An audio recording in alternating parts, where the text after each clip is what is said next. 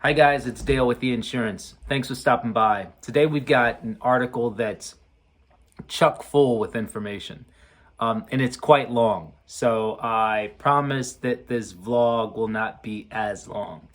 The title of this article is "Does Car Insurance Cover Natural Disasters?"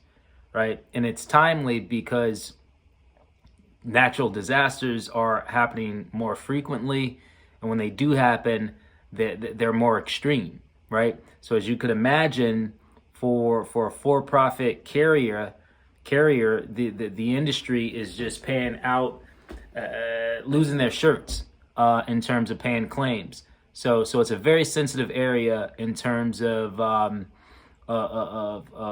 insurance carriers paying attention to it.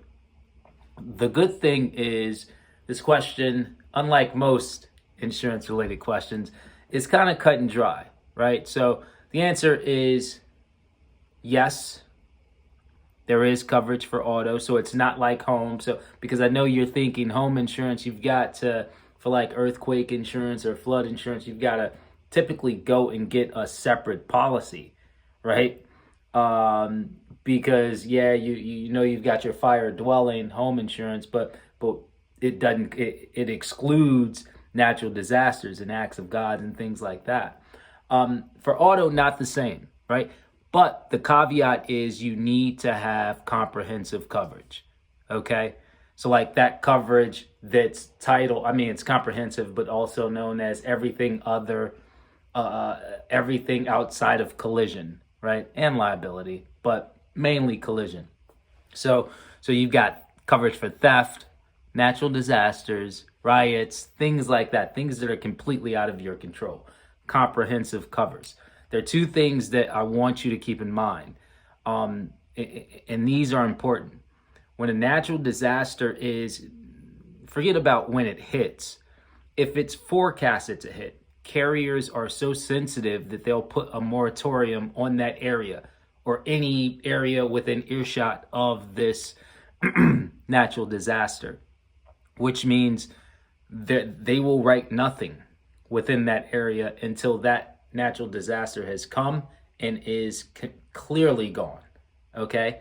So you need to have this coverage. You need to have comprehensive coverage well before a natural disaster is forecasted, let alone when it hits. Because once it's forecasted, you may not be able to find insurance, okay? But if you do have it at the time of forecast and it does hit, and you have kind of a claim, more than likely you're going to be covered for whether it be kind of a wildfire, right, a flood, an earthquake, hailstorm. Those things are covered under comprehensive coverage within an auto policy, right? The other thing to take note is the limitations and guardrails that they may set up around coverage, right? You do want to pay attention to it, because it's not just like, oh, let's check the box, I've got comp coverage, I'm covered for flood. If you're in the flood prone area, carriers could try and get,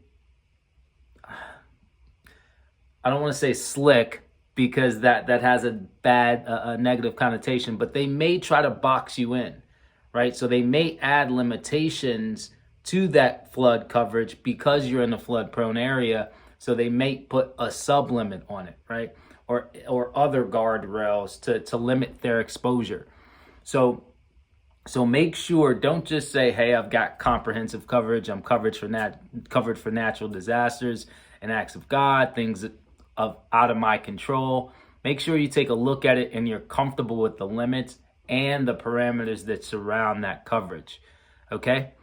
Like I said, long article, chock full with information. There are some other nuggets out there, but I wanted to drop those two for you guys.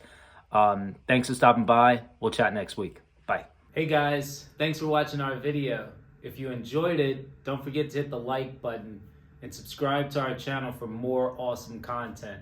And if you really liked it, hit that notification bell so you never miss an update.